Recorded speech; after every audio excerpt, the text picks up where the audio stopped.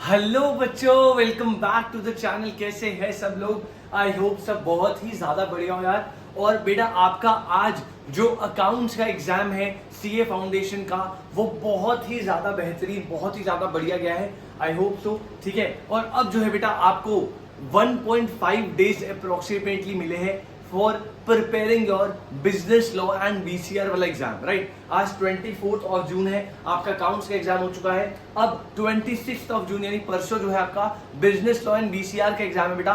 उसके लिए किस तरीके से आपको ये 1.5 डेज का बेस्ट यूटिलाइजेशन करना है, उसके लिए मैं आपको थोड़ा सा हेल्प करने आ चुका हूं, ठीक है। तो बेटा पहले मैं कुछ चीजें क्लियर कर दूं। देखो यार, सिंपल सी बात है, आप जो है अगर आपने बिगिनिंग से बहुत अच्छे तरीके से चीजों को पढ़ा है, टेस्टिंग वगैरह प्रॉपरली हर एक चीज करी है, तो बेटा आपको कोई भी तरह की प्रॉब्लम नहीं आने वाली। आपको ऑलरेडी पता है कि आपको कहां पे फोकस करना है, किन किन जगहों पे ध्यान देना है और कौन सी जगह आपकी स्ट्रांग है।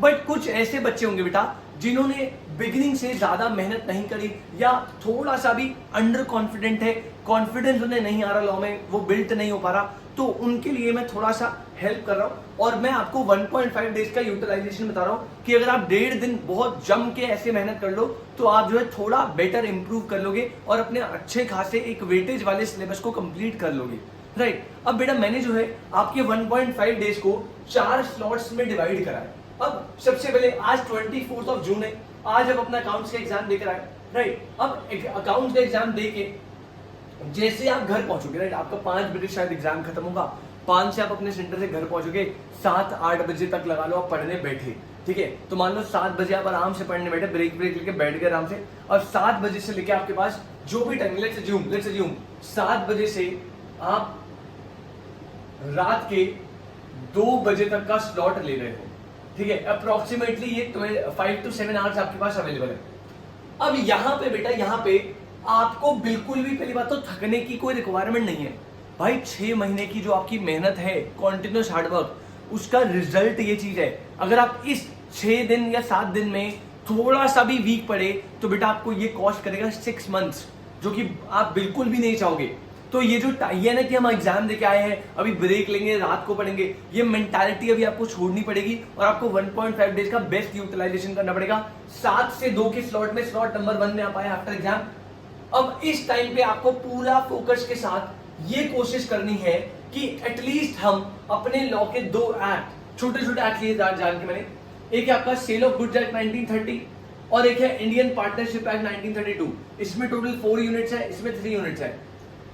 आफ्टर एग्जाम 7 to 2 स्लॉट में आपको पूरे एफर्ट्स लगा के ये कोशिश करनी है कि आप शोगा और इंडियन पार्टनरशिप एक्ट, इन दोनों को अच्छी तरीके से रिवाइज कर लीजिए। बेटा देखो, अब रिवाइज कैसे करना है, चलिए सारा 7 घंटे में कैसे याद होगा? बेटा आपने पहले से कुछ तो पढ़ा होगा ना, तो मैं अज्यूम कर रहा हूं आपने पहले से भी पढ़ा हुआ है। अब यहाँ पे आपको स्टक नहीं करना कि मुझे पूरा लर्न करना है, आप अच्छे से पॉइंट्स को करते रहना। अगर आपको लर्न होने में प्रॉब्लम होती है तो आप इसकी ना शॉर्ट समरी बनाते चलना, अच्छे से थोरो रीडिंग करते, अच्छे सारे पॉइंट समरी बनाते और लिख के करना ज्यादा बेटर है। समराइज फॉर्म में समरी बनाते कर लेना पूरा, ठीक है। सोगा करके पार्टनरशिप कर लिया। अब आपको लग रहा है मेरे पास अभी मान लो 4 घंटे हो गए, मैंने कर लिया सारा, बट मुझे ढंग से आ नहीं है, तो एक बार दोबारा से स्टार्ट करना फ्रॉम द बिगिनिंग और दोबारा से सब रिवाइज करते रहना। तो थोरो करना, अटक मत जाना कि एक यूनिट में जब तक लर्न नहीं होगा तब तक पीछे नहीं हटोगे, ठीक है। तो ये दोनों सोगा और इंडियन पार्टनरशिप एक्ट 7 to 2 के स्लॉट 1 में आपको पूरा कवर करना है, राइट, पूरा कवर करना है। इन्हें नहीं आओ, हिम्मत नहीं आनी, छोड़ना नहीं जब तक होगा नहीं टारगेट पूरा। अब मैं अज्यूम करता हूं आपने पूरा करने की पूरी कोशिश करी, बट थोड़ा सा, मान लीजिए थोड़ा बहुत कुछ पार्ट्स सोगा और पार्टनरशिप के कुछ ड्यूज यहां पे रह गए, कुछ ड्यूज आपके रह गए, ड्यू टॉपिक बचे, कोई दिक्कत नहीं। अगले दिन आप सुबह उठते हो बेटा, 2 बजे सोगे, 5 to 6 आवर्स की नींद भी इंपॉर्टेंट है, 6 आवर्स की आपने नींद ली, 8 बजे आपको उठना है सुबह, और 8 बजे से लेके अगला स्लॉट है 5 बजे तक का, मॉर्निंग में 8 से लेके नेक्स्ट 5 तक का, ठीक है। आप देख लो अच्छा खासा टाइम है। इस स्लॉट 2 में सुबह 8 से शाम को 5 तक मैंने ज्यादा कोई प्रेशर नहीं डाला, सिर्फ और सिर्फ एक इंडियन कॉन्ट्रैक्ट एक्ट आपको देना है, इसको करना है क्लियर, अच्छे तरीके से समराइज फॉर्म में बनाते हुए लर्न करने हैं कॉन्सेप्ट को, जल्दी से एक बार करना, टाइम बच गया दोबारा बार करना, तीसरी बार करना, जब तक कॉन्फिडेंस ना आ जाए तब तक लिख के समरी फॉर्म में इसको करना है। 8 to 5 का स्लॉट नंबर 2। अब मैं अज्यूम करता हूं आपने फॉर एग्जांपल बहुत अच्छी बात है अगर ये सारे कर दिए, लेकिन हो सकता है आपके कुछ टॉपिक जो है वो यहाँ पे भी ड्यूज रह जाए, अगर रह रहे हैं तो ठीक है। तो यहाँ पे आफ्टर एग्जाम हमने स्लॉट 1 कर लिया, 25 तारीख को आपका जो शाम को 5 बजे से पहले पहले कॉन्ट्रैक्ट कर लिया, फिर आपने 5 to 7 का ब्रेक लिया, 2 घंटा ब्रेक लो, आराम से घूम फिर के आओ। 7 बजे जैसे ही आप पढ़ने बैठो, स्लॉट नंबर 3 मैंने आपके लिए खाली छोड़ा है। अब यहाँ पे 2 पॉसिबिलिटी है बेटा, सिर्फ 2 पॉसिबिलिटी। सबसे पहली पॉसिबिलिटी मैं आपको बोलूंगा कि मैं अज्यूम कर रहा हूं यहां पे आपका कोई भी ड्यू टॉपिक्स अगर नहीं है, आपने ऑन पॉइंट सब कुछ खत्म कर लिया, तो बेटा इस 7 से जो भी टाइम बचेगा 1-2 बजे रात तक, इस स्लॉट में आप कर सकते हो आपका company act plus LLB. Although मैं इन बच्चों को जो 50-55 मार्क्स लाना चाहते हैं, पास होना चाहते हैं ठीक ठाक मार्क्स से, लास्ट मोमेंट में मेहनत करके, उनको मैं कंपनी एलएलबी करने की थोड़ी सी कम एडवाइस करूंगा रादर देन, क्योंकि कंपनी एलएलबी में आपको पढ़ना ज्यादा पड़ेगा, उनकी वेटेज बहुत कम है। एलएलबी जैसे पढ़ना है बट वेटेज आएगी 4-5 नंबर की, तो मैं थोड़ा कम एडवाइस करूंगा। लेकिन मान लीजिए आपने सारे ड्यू टॉपिक्स निपटा दिए, तीनों आपके हो चुके हैं, तो इस 7 बजे के स्लॉट 3 में आपके पास एक ऑप्शन है कि आप कंपनी एलएलबी को कर सकते हैं, अगर आपको करना है तो। अगर आपको लगता है कि जी मेरा तो बाकी सब ड्यू हो गया, कोई दिक्कत नहीं है मुझे, और मैं आपको एक और ऑप्शन दे सकता हूं बेटा कि आप इस 7 बजे के टाइम पे अपने जो ड्यू टॉपिक्स है, कौन से ड्यू टॉपिक्स बेटे, जो आपने फर्स्ट स्लॉट में छोड़े थे, जो आपने सेकंड स्लॉट में छोड़े थे, वहां पे जो कोई भी ड्यू टॉपिक्स है वो आप स्लॉट 3 में डाल सकते हो। दोनों ऑप्शन आपके पास अवेलेबल है। देखो ये रिजिड नहीं है बेटा, इस स्ट्रैटेजी में आप अपने हिसाब से ऊपर नीचे चेंजेस कर सकते हो, बट मैं आपको एक तरीका बता दूं, इस तरीके से आप वर्कआउट कर सकते हो, राइट। ये आपने कर लिया, उसके बाद आप जो है शाम को रात को पढ़ के सुबह उठे। अब सुबह आपका 26 जून को पेपर है बेटा 2 बजे।